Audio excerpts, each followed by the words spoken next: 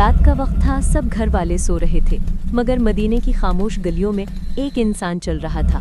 उसके दिल में अपने लोगों का दर्द जाग रहा था। वो कौन था?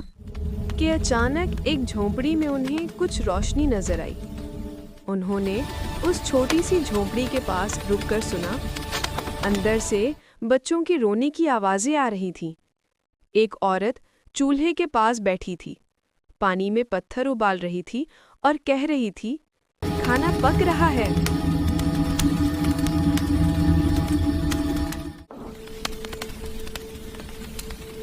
औरत बोली, ये देखकर मेरे उनका बच्चे दिल दहल भूखे गया। हैं, वो रोने उनको लगे सुखाने और के लिए वहां कह से रही सीधा हूँ अपने कि घर आए खाना पक और रहा उन्होंने है। फौरन अनाज की बोरी उठाई और खुद वहां ले गए। जब साथ वाले ने कहा, हजरत मैं ले चलता हूँ, उन्होंने कहा, क्या कयामत के दिन मेरा बोझ भी तुम उठाओगे?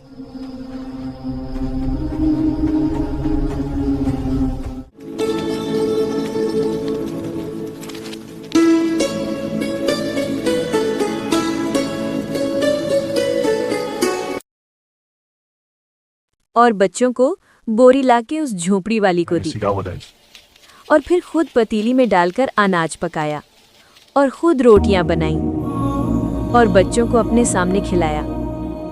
बच्चों के चेहरों पर मुस्कुराहट फिर लौट आई।